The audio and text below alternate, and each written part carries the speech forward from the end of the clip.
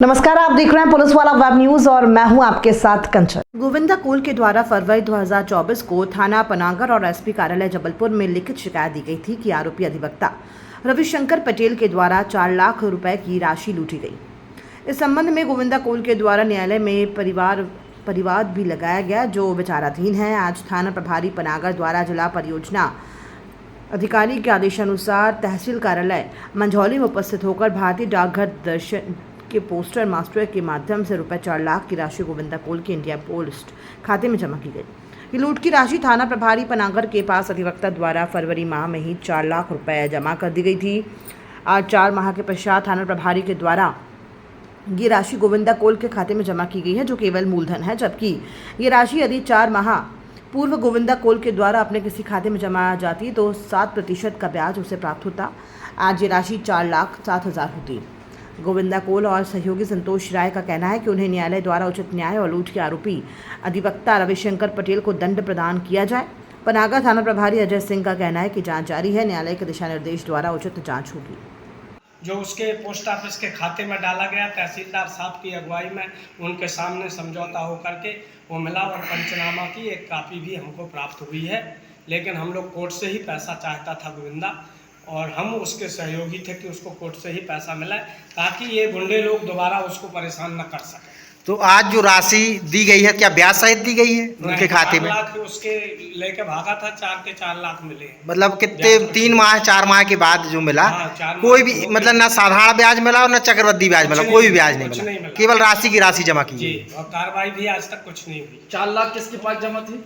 4 lakh TI साहब के पास जमा थे पनागर थाने में। पनागर थाने में टीआई साहब के पास जमा। आप क्या चाहते हैं? आप क्या चाहते हैं कि गोविंदा को लूटने में जो भी धारा लगती हो वो लगाई जाए और गोविंदा को न्याय दिया जाए।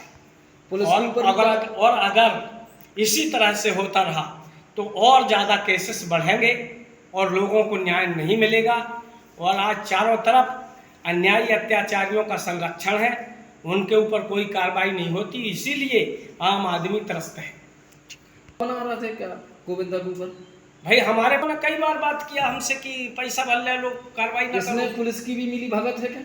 अब ये तो पुलिस जाने, इस मामले को मैं कैसे बोलूं, लेकिन पुलिस के माध्यम से कार्रवाई नहीं हुई, मैं ये जानता हूँ।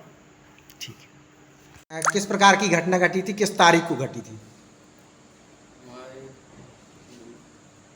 20 फरवरी 2024 को घटी है। 20 फरवरी 2024 में कहाँ गए थे आप और कैसा पैसा, किस प्रकार का पैसा लेके आ रहे थे? रविशंकर पटेल घर आया, घर में हम नहीं रहे, काम पे गए। जब घर आया तो उसने पूछा घर में कि गोविंदा कहाँ है, तो उसने घर के बताया कि वो गया है काम में। तो वो पूछते हुए वहीं पहुँचे जहाँ हम काम कर रहे थे। वहाँ से ये बोला रविशंकर पटेल तुम्हारा वकील अभिषेक राय ने बुलाया है तुमको जबलपुर। तो हम उसको गाड़ी में बैठ के चले गए जबलपुर। वहाँ गए तो यूनियन बैंक से पैसा निकलवाए, वहाँ से निकलवा के फिर जैसे भी वहाँ से निकले आए पनागर थाना में। पनागर में चाय पिए, चाय पीने के बाद उसने बोला कि जाओ एक थैला ले आओ पैसा रखने के लिए। तो फिर थैला लेने गए, लौट के आए तो रविशंकर पटेल वहाँ नहीं मिला। फिर आपने क्या किया? फिर वहाँ से हम सीधे सिवरा से घर आए। घर से फिर मझौली गए। मझौली में हमने बोला इनको, अभिषेक राय के घर गए, बोला कि तुम किसको भेजे थे? वो हमारे 4 लाख रुपए लेके भाग गया। उन्होंने बोला किसी को नहीं भेजे। जाके रिपोर्ट दर्ज कराई मझौली थाना में दर्ज कराई थी कि पनागर में? पहले मझौली गए थे, यहाँ रिपोर्ट दर्ज नहीं हुई थी। अच्छा, घटना आपका पनागर था? पनागर में। ठीक है। तो फिर वहाँ क्या कार्रवाई हुई? उन्होंने क्या कार्रवाई की? कार्रवाई हालांकि शामी को पुलिस गई थी, जो रविशंकर पटेल के घर गया तो रविशंकर पटेल भाग गया रात में। पुलिस गई थी रात को? हाँ, पुलिस गई थी, पुलिस ढूंढने गई थी उनको? ढूंढने गई थी। अच्छा। मैं संतोष राय, भारतीय किसान यूनियन प्रदेश महासचिव और वर्तमान में दर्शनी पंचायत सरपंच का पिता हूँ। ये जो घटना गोविंद के साथ घटी है,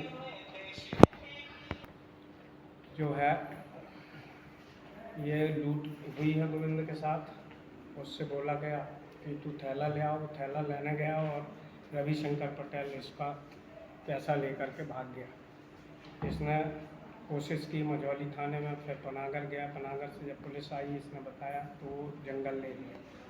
बाद में कार्रवाई इसकी हुई नहीं पनागर थाने से। तब हम लोग एसपी साहब से मुलाकात किए और जब एसपी साहब ने फ़ोन लगाया तब उसके बाद पैसा जमा हुए 4 लाख पनागर थाने में। और आज भी 4 लाख कब जमा हुई थी? ये लगभग मेरा अनुमान है कि 24-25 तारीख के आसपास जिसकी घटना थी। हाँ, तो 3 दिन बाद हम लोग फिर गए थे। मतलब फरवरी में ही जमा हुए। हाँ, फरवरी में ही। ये तो या तो 23 या 24 तारीख को पैसे जमा हुए होंगे जब हम एसपी साहब के यहाँ गए, उसके बाद जमा हुए। लेकिन गोविंद कोल चाह रहा था कि इसमें कार्रवाई हो रविशंकर पटेल के ऊपर। ये पैसा जमा हुआ, उसके ऊपर आज भी कार्रवाई नहीं हुई। जैसा कि आप लोगों के सामने मैंने सुना, तो मुझे ऐसा लगा कि आज भी उस पर कोई कार्रवाई नहीं हुई और गोविंद को लूटा गया है।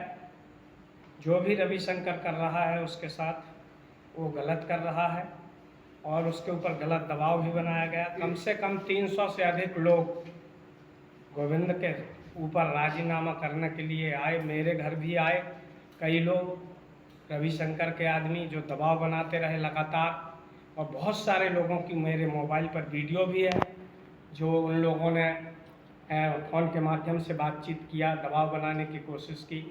लेकिन हम लोग चाहते थे, गोविंद चाहता था कि उसके ऊपर FIR हो और उसको सज़ा मिलना चाहिए। वो काम आज तक नहीं हुआ। नहीं तो इसका कारण रविशंकर पटेल आखिर कौन सा पद धारण किए हुए जिनके कारण कार्रवाई नहीं हुई, क्या है आखिर वो? रविशंकर की बड़े बड़े लोगों से पहचान है। हाँ, उनके पास कोई पद है?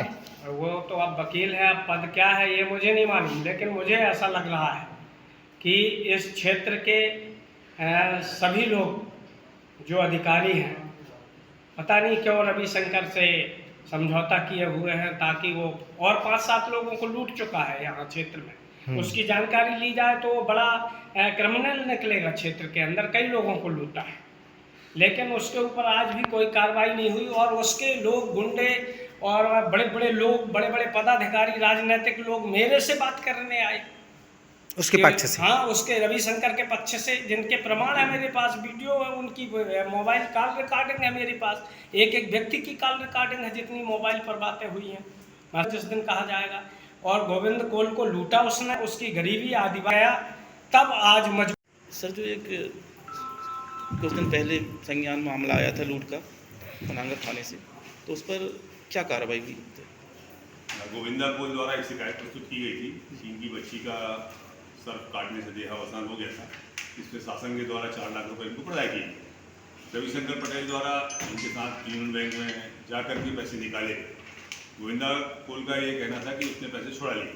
गोविंदा कोल की शिकायत पर जब जांच की गई, जांच उपरांत वकील से बात की गई, तो वकील ने 4 लाख रुपए थाना पनागर में जमा कर दिए।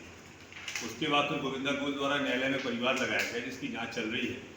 और इसी तारतम्य में रविशंकर पटेल द्वारा भी माननीय उच्च न्यायालय में याचिका लगाई गई है, वो भी विचाराधीन है। इन दोनों तथ्यों को लेकर के फिर हमने जिला योजना अधिकारी से राय प्राप्त की।